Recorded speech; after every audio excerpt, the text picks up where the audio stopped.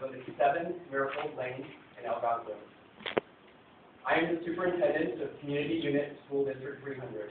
In case you're not familiar, I'd like to give you a little background on our school district. We are located just northwest of here.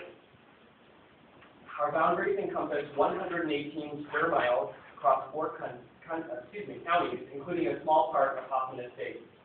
We are a diverse and growing school district with a sizable number of students that are living in poverty. Our student enrollment has nearly doubled in the last 2 decades. Despite the housing downturn, we are still growing by nearly 300 to 400 students each year. We're responsible for educating nearly 21,000 students. We are the 6th largest school district in the state according to enrollment. We have some of the largest class sizes in the state, with our elementary classes up to 37 students and 41 at the high school. And all the talk about jobs lately, I want to point out that our district employs nearly 3,000 people. And yet, for the last several months, we've been treated as if we are small and insignificant by some of the state's highest powers and the village of Hoffman Estates. As I mentioned before, a small part of our district is in your village. The area is in the vicinity of Route 59 and 72, commonly known as the Economic Development Area, EDA.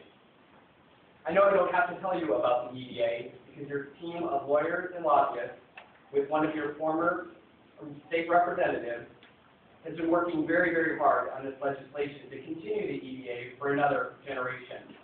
This spring, District 300 staff initiated a meeting with Hoffman Estates, as they occasionally have over the past few years.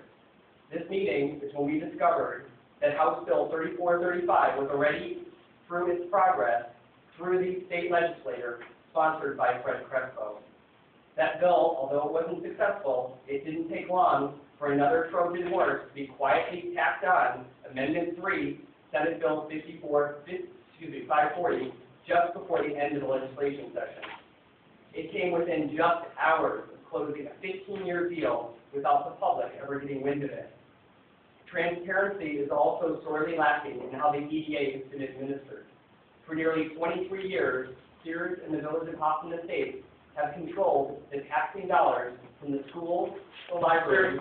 Sir, you will speak for 2 minutes. Can someone else speak? Absolutely. The rules apply to everybody.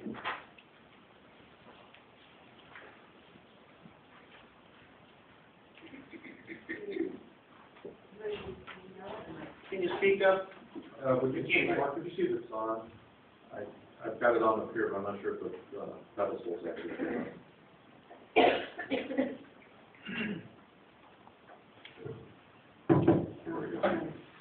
Good evening. My name is Ann Miller.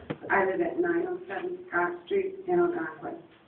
As with many of you, I have many different roles, that of parent, taxpayer, consumer, and board member. I've been a member of the District 300 Board of Education for 14 years, currently as president.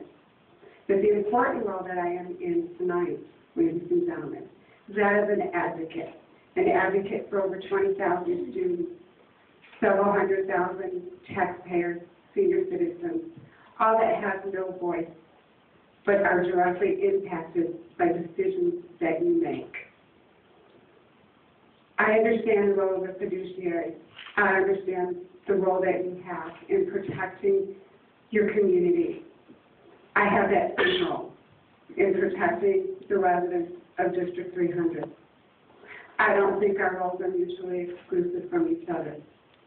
I ask that you enter into conversations and dialogue with District 300 to find that solution for Hoffman Estates and for District 300, because I do believe through that dialogue and conversation there is a solution. And I can tell you, I'm here to tell you, that with 14 years of experience, I know they may not have a voice, but they will be heard. Thank you. Thank you. Anyone else wish to speak?